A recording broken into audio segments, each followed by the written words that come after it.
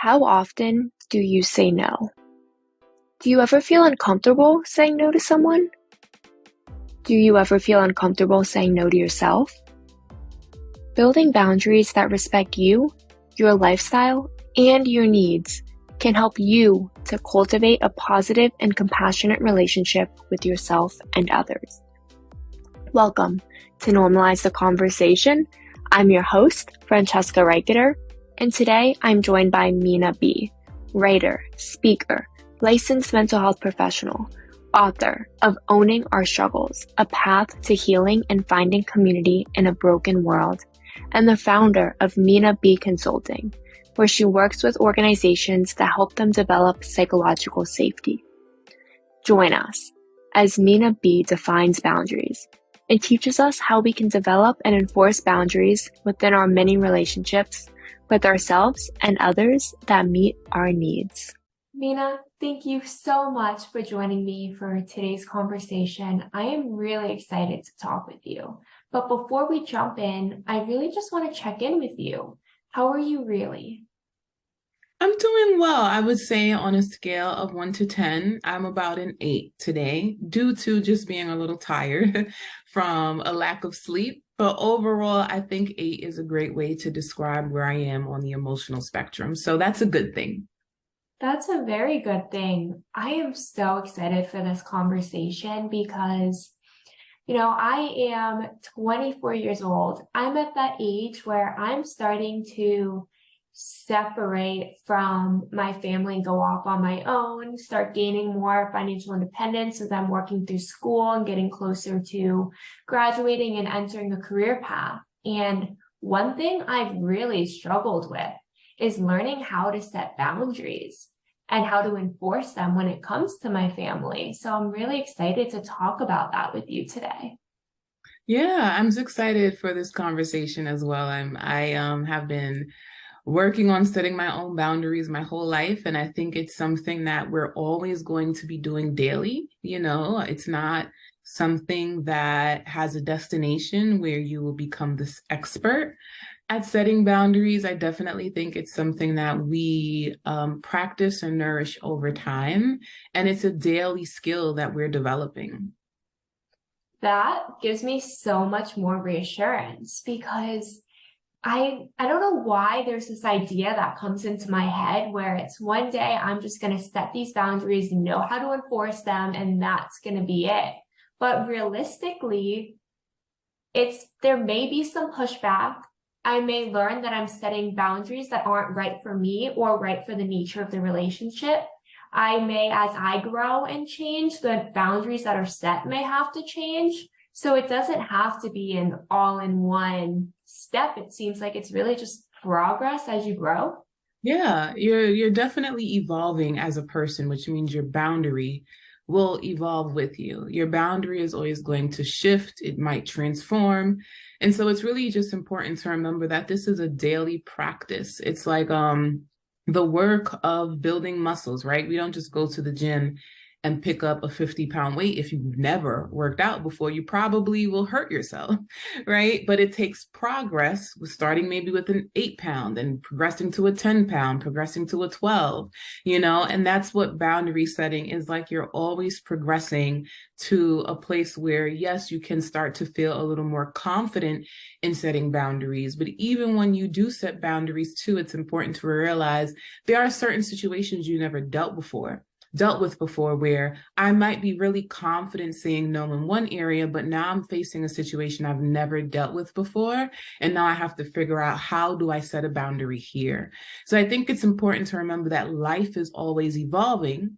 Therefore, our needs are always evolving. And sometimes we're going to be faced with situations we are not equipped to handle. Therefore, we have to develop skills to handle it. And that might look like reassessing, well, I know a little bit about boundaries, but when it comes to this particular situation, what will my boundary look like? What do I need to shift? What do I need to say no to?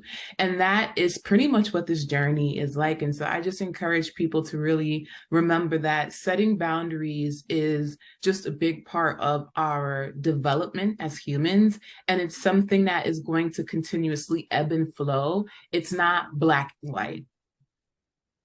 That makes so much sense. I mean, we're going to grow into new situations, relationships, difficulties, obstacles, barriers. There's so much unknown that's going to happen. And it's amazing because that's where growth gets to happen, right? And change gets to happen. But it's okay to not know what to do and to take time to explore the boundaries that are right for you. Seems like we don't have to have it all figured out right now, which is something at my age. I think that I can speak for me and my friends from the conversations we've had. Don't want to generalize for everyone, but from us, we kind of see people who are maybe 5 years older than us, and it seems like their lives are completely figured out. They made that switch from graduated, figured out that financial independence, have developed new relationships with people, maybe have partners, spouses, maybe having kids, change the nature of their relationships with their family and their loved ones, and it just have grown. And it seems like an overnight change. It seems like this person was where I was and suddenly snapped their fingers. They've grown. So much has changed. And we're like, wow, when's that going to happen for us? And how do we just make it happen? So knowing that it's all about progress and growth and taking it kind of like step by step is so helpful. And again, reassuring. But as we're talking about boundaries, for those who don't know what a boundary is, would you mind explaining a little bit more? Yeah, I like to define boundaries as a limit that we set. We set limits with ourselves, and sometimes we set limits with others. This limit is kind of like drawing a line in the sand and saying, hey, I'm not going to cross this line, and I'm going to ask that you don't cross this line as well. Because within this limit, this is where I feel safe. This is where I feel nourished, and this is where I feel like I am able to excel.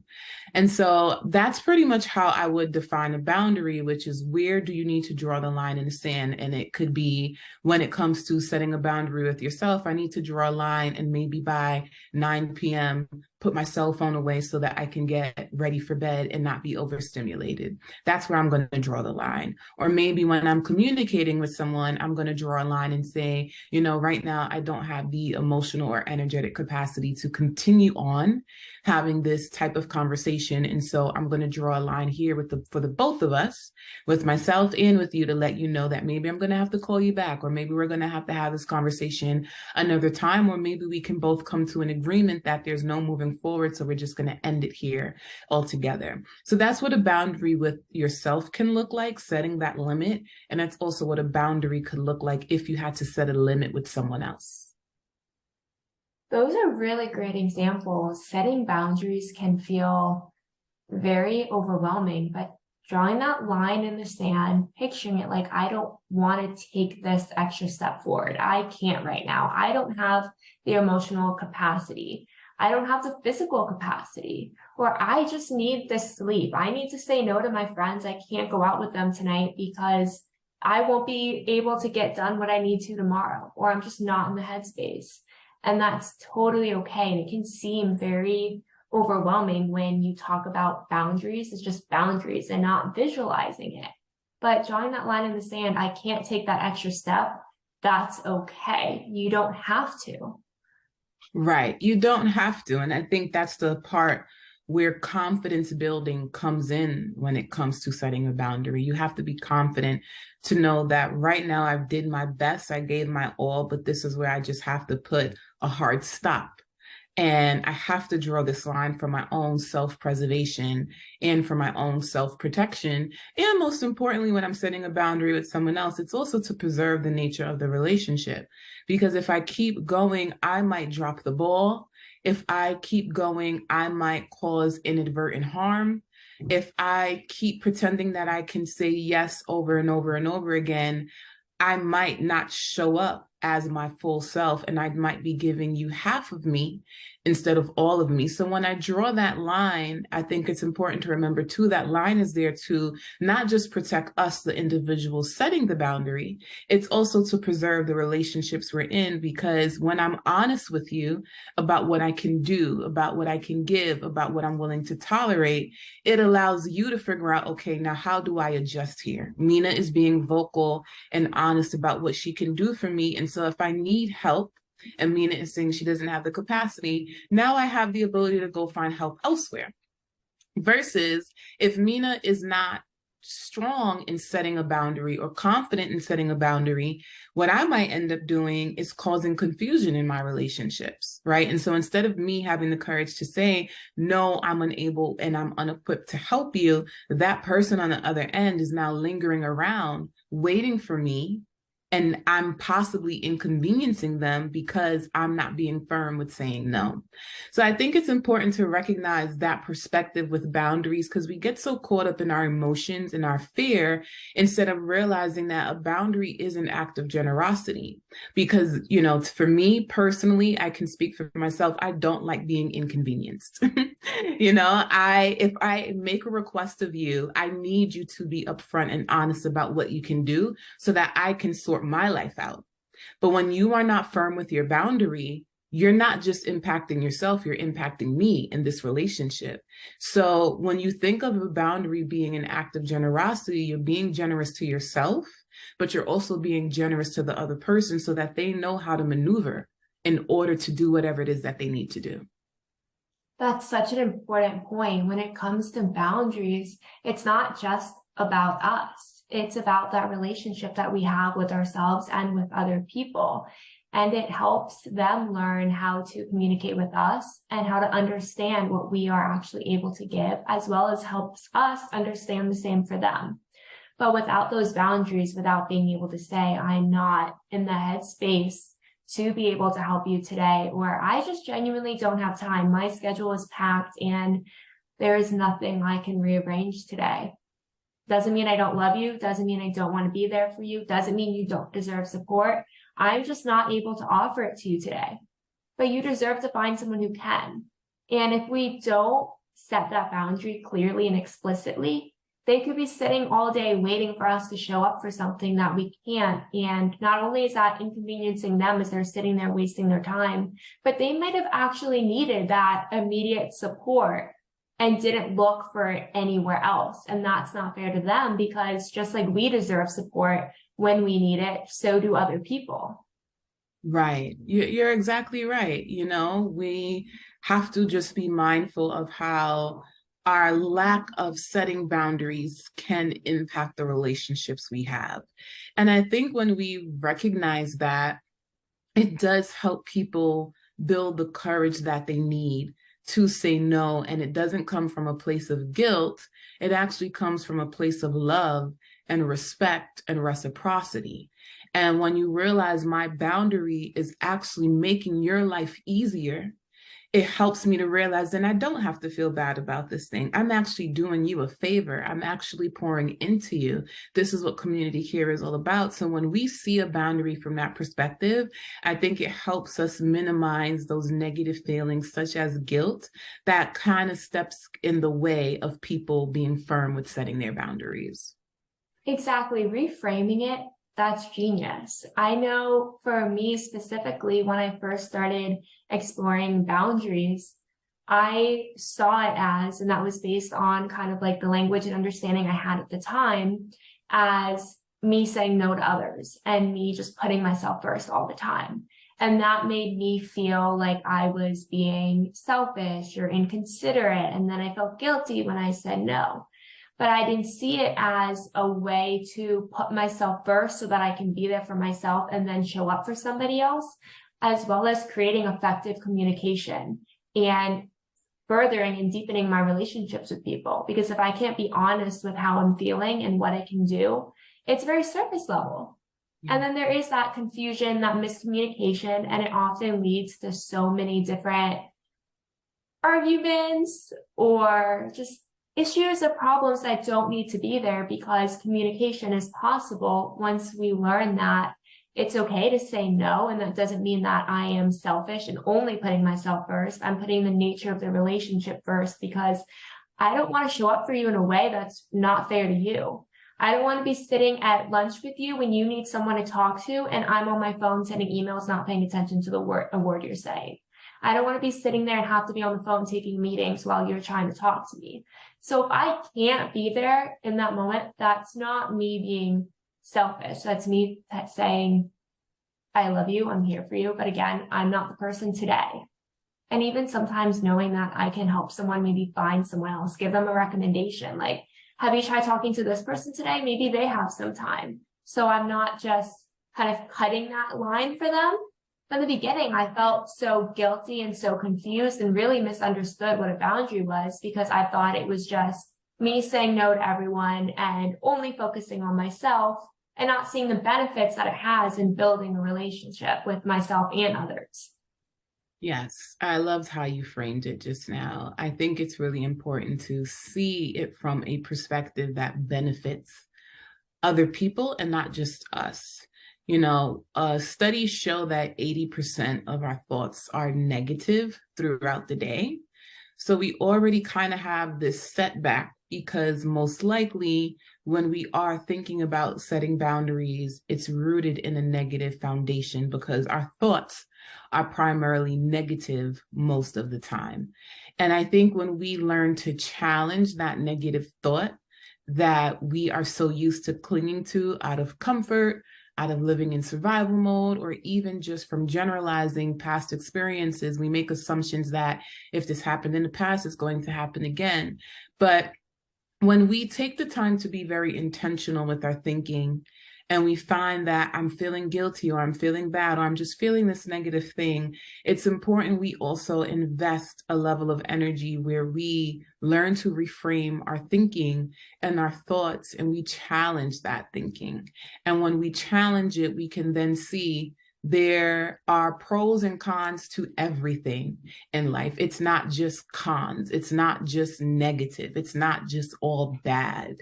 And when we can open the door to seeing different perspectives, and perspectives that are positive and perspectives that are healthy, it'll allow us to feel a little more comfortable with pursuing boundaries and really getting comfortable with being honest with ourselves, because that's what a boundary is. It's simply honesty.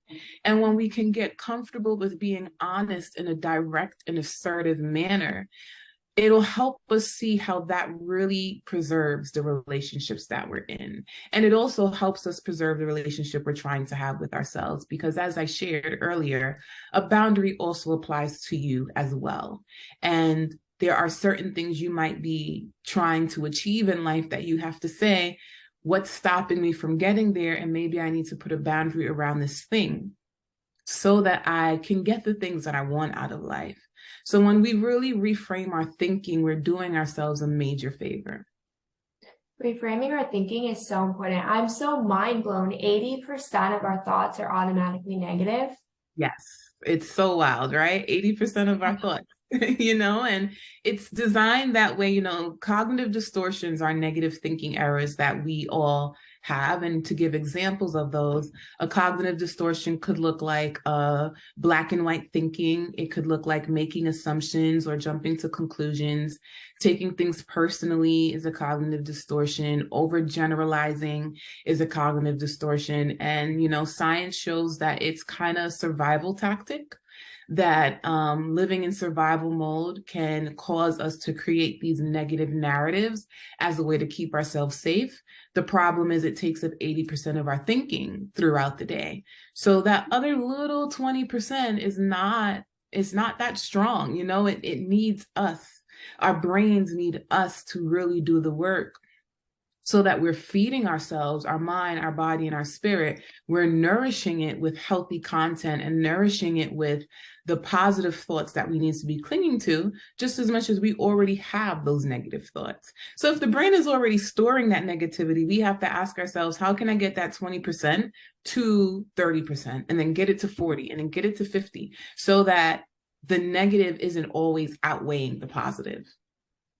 Yes, because the negative voices are so loud. I mean, when you think about it, if I feel like someone said this to me and it's really stuck with me for a while. If you are doing amazing and people are complimenting you up and down, like that feels great. But the first time or the one time someone says a mean comment to you or something negative or in just more of a critical way, that's what sticks with you. And I was like, that's so true, because I can finish a presentation and one person give me some critical feedback and it's super helpful feedback, and a bunch of other people could be complimenting and celebrating it, talking about how great it is. And all I've taken from it in the moment is that I didn't do good enough, or that I did this wrong, or I could have been better. And I have to actively work to sort out those thoughts, understand that they were giving me critical feedback so that I can grow, learn how I can take that feedback and choose whether or not to use it, and acknowledge and celebrate all the good thoughts. But it's so easy to take that one negative comment I hear and allow that to be the only voice in my head if I'm not actively trying to find the positive thoughts and reframe them.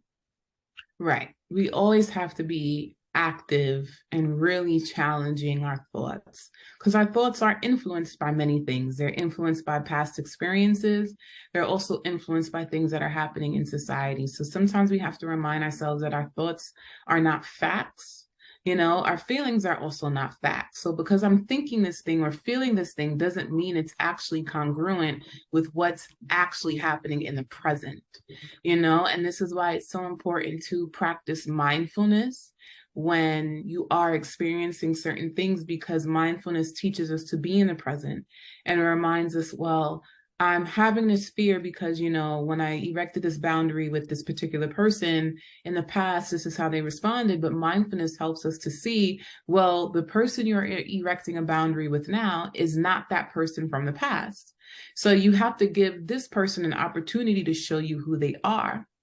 And if they show you a side to themselves that you do not like or feels unsafe, that is still information. It doesn't feel good, but it is still information to help you recognize what level of safety you have with this person and now how to maneuver in this relationship as well. So you're always going to be getting vital information and feedback from people and from the experiences that you have, but you just want to make sure you're giving yourself an opportunity to allow people to show you who they are and what they can be to you. And the only way to do that is to step into vulnerability by first saying, this is what my boundary is, and then moving forward from there.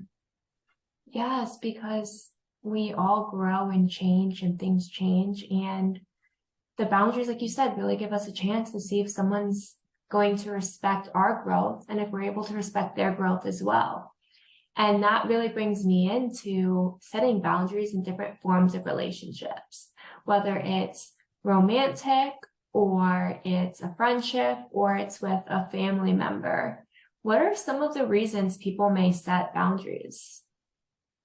Well, it goes back to the definition of a boundary, right? It's about knowing a limit. We as people, we can't be everything to everyone, nor can we do everything. A healthy person knows that they have limitations.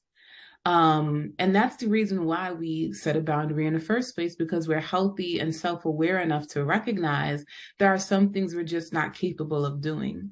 There are some things we just don't want to do. There are some things that right now in the moment, it's not convenient for me to do it. So we set boundaries because we're self-aware in the process of recognizing that, like I said, we can't be everything to everyone, nor can we do everything. And when you own that and recognize that, you start to realize where you need to set a boundary in life. Yes, absolutely. And like you said, you can't be everything to everyone. And again, I'm going to talk from my experience. I'm at that age where me and my friends, the conversations we're having are really focused on growing from that space where we kind of sat and obeyed and did everything for everyone all the time and never stood up and said, I need to focus on this for me. I need to focus on this career path or studying this or working out, moving my mind, going to therapy. We never took the time to prioritize something that was for us because we grew up in this kind of good girl narrative where the good girl sits and listens and does what they're told. And now we've realized that we might be running around all day nonstop for different family members or different friends and never feeling comfortable saying, I can't do this today. So Do you have any advice on how people can start to set boundaries when they spent their entire lives, like 20 years, never setting a boundary? Yeah, I mean, the first step to setting a boundary is I would encourage people to know where they need to set a boundary in their life. So, do you need to start setting boundaries with yourself? And the way to know that is recognizing the ways you pour out. Do you engage in a lot of self neglect? Do you engage in a lot of self sabotage? And that could look like saying yes to things you know you don't have the capacity to do. Um, Oftentimes, I find people kind of already know where they need to set a boundary, they just don't know how to do it.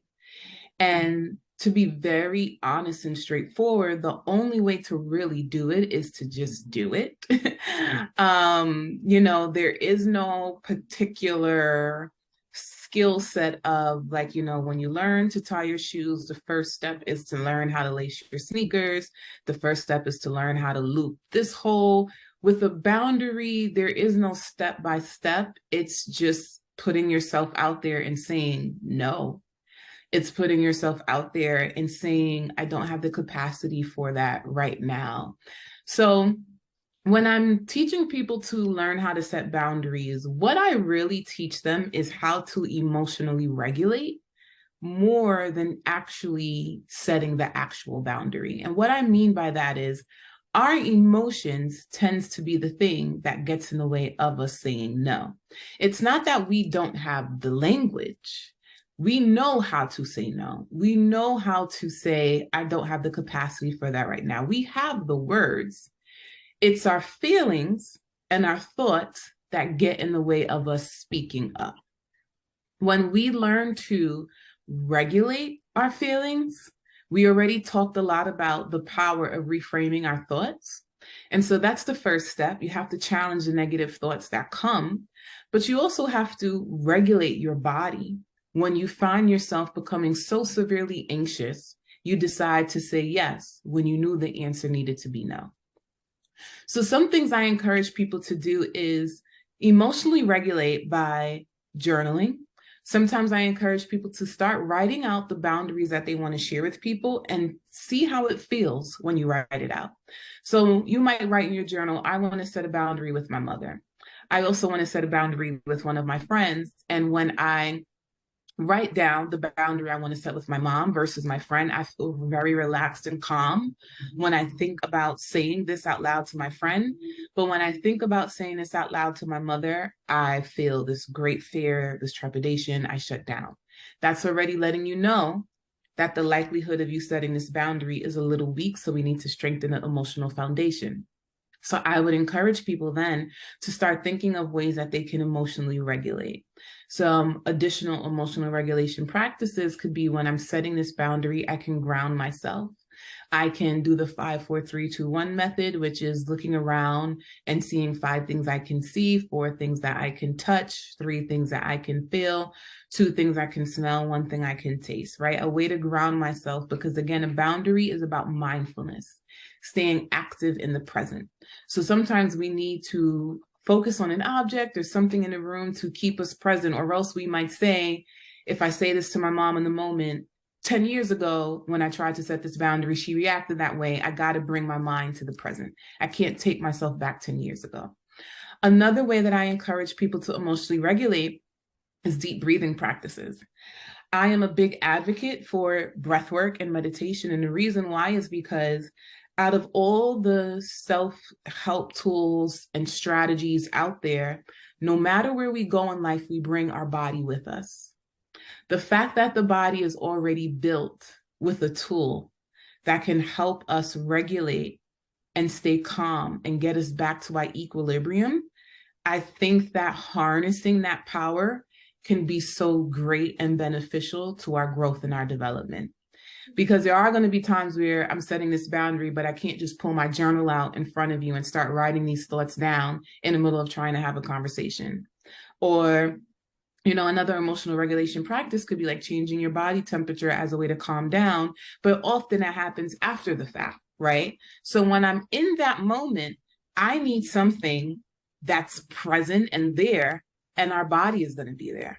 So I really encourage people to think about the power of the vessel and the power of the body, because when you harness that and you realize my body has already been equipped with tools and strategies to help me regulate and find my balance and get back to my center, when I lean into those practices, I can feel regulated.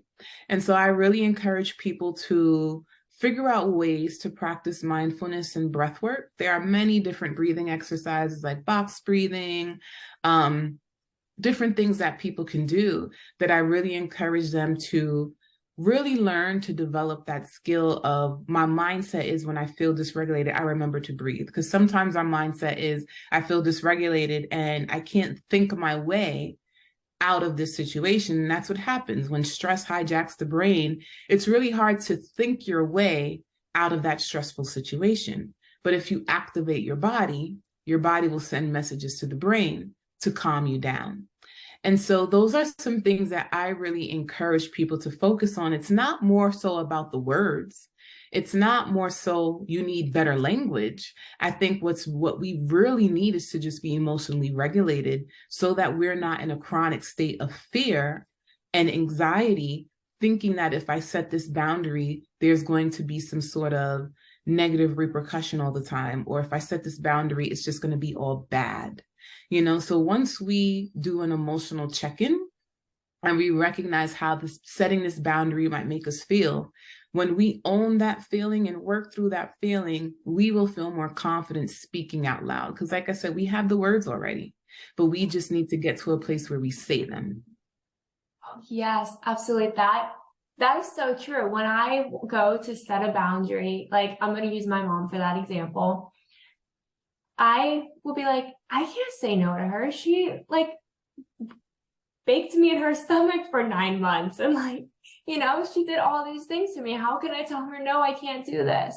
How can I say, Mom, I don't have the capacity today? Did she have the capacity to spend 9 months dealing with me and going through childbirth? I just go through that whole, she did all these things all those years when she drove me to school if she was tired. Just I fill my brain with all these reasons I should feel guilty, when in reality, she should also be able to set boundaries with me and say, I don't have the capacity to deal with your hyperness today. I think I need to take a nap.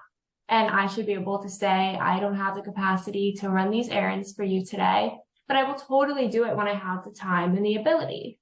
And being able to communicate, but immediately I can see how my thoughts go straight to, oh my goodness, how could I say no to her? Look at all the things she's done for me. So of course I'm not going to be able to set a boundary, because I'm going to feel so guilty and give myself anxiety, honestly, over just the thought of saying no today. Right. And how you described it is perfect. It's not that you didn't know what boundary you needed to set. It's not that you didn't have language, but your thoughts is what interfered with you being able to say the thing out loud.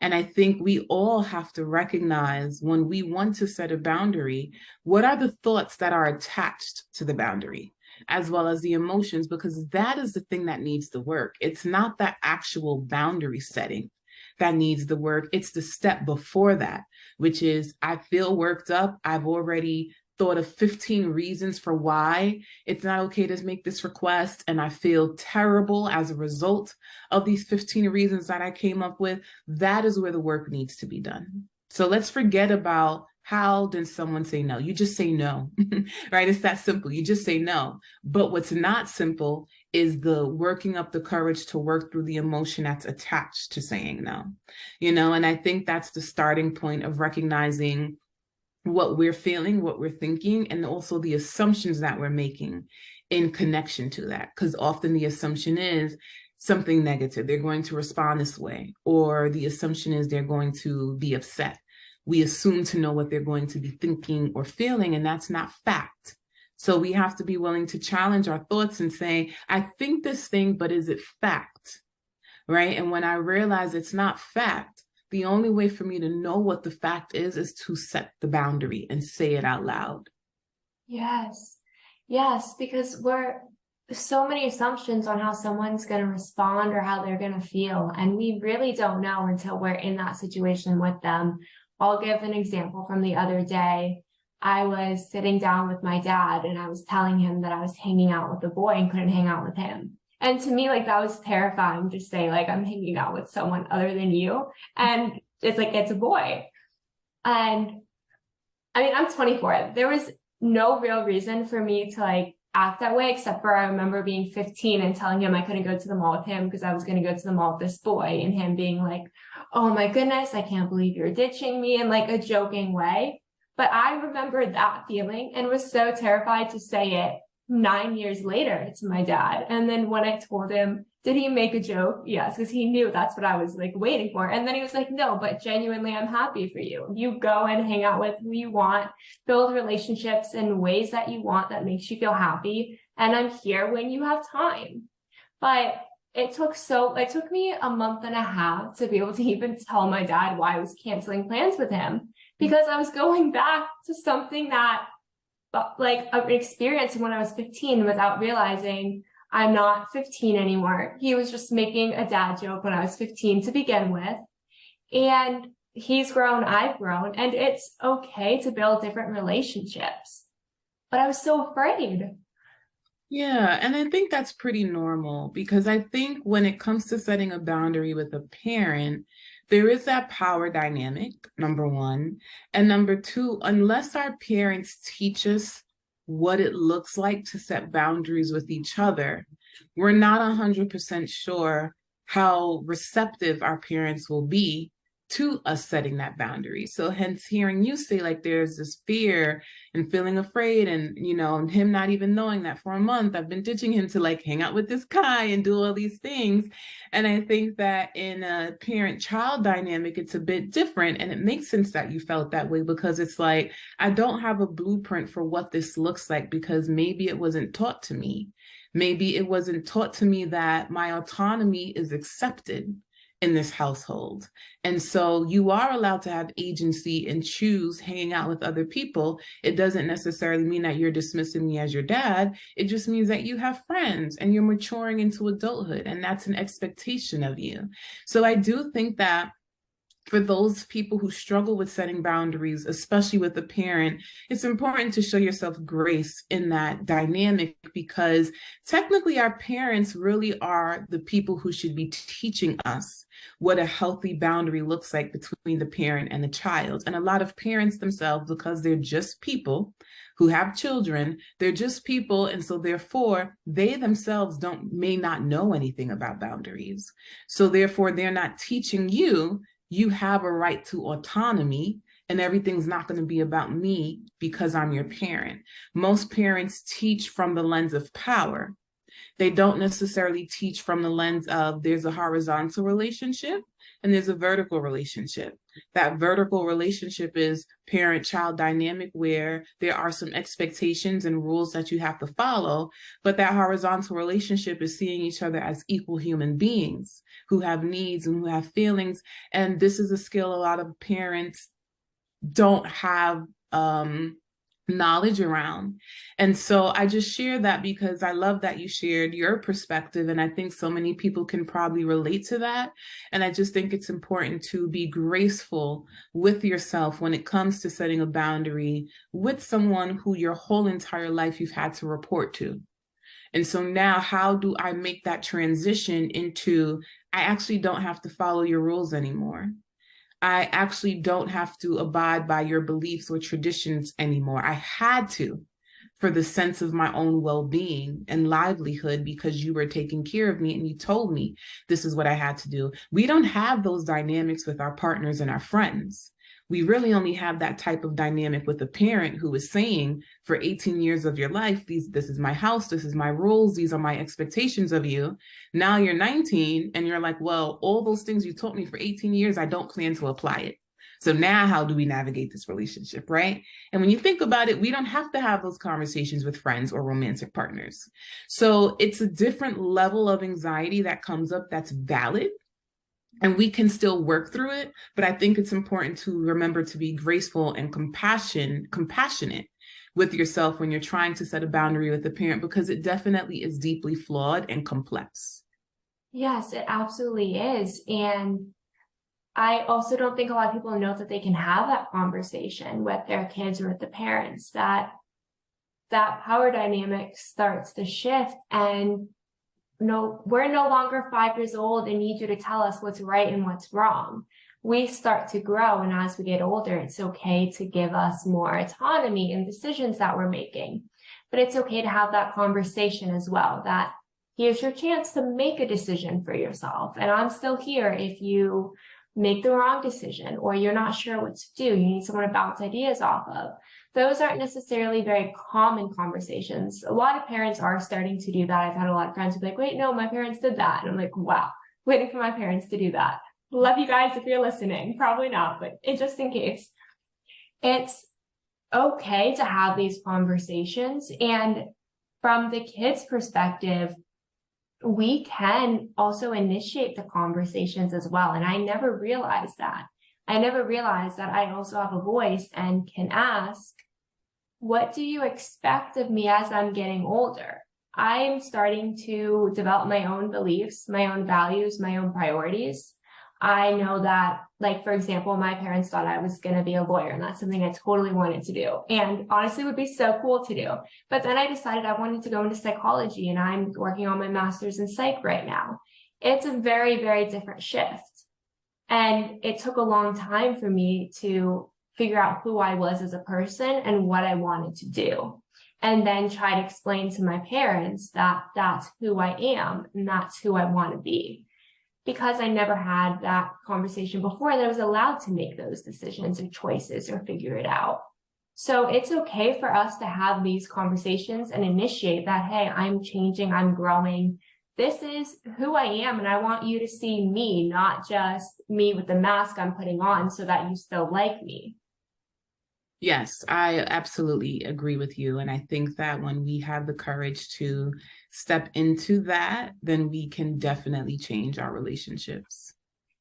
Yes, exactly. So as we are wrapping up, you've been so amazing, full of so much wisdom. What's maybe one last piece of advice you'd like to offer someone who's ready to start enforcing a boundary or building a boundary, but just doesn't have that confidence yet? Well, I would just remind them that boundaries takes practice, and the only way to get better with our boundaries is by practicing setting boundaries.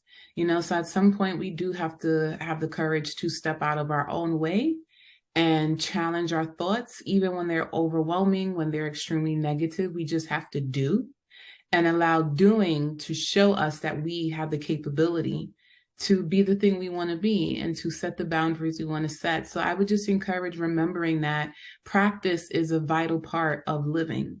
And so we have to practice the things that we want out of life. Yes, absolutely. Minaa, you've been amazing. Thank you so much for joining me. Thank you, Fran. Thank you so much for listening to Normalize the Conversation. Don't forget to subscribe, rate, and review.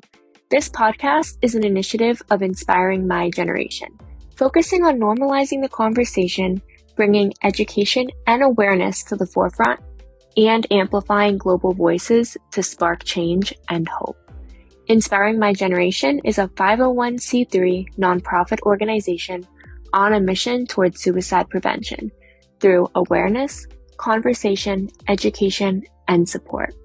Connect with us on Instagram at Inspiring My Generation and visit our website inspiringmygeneration.org to learn more about our work and how you can make a difference.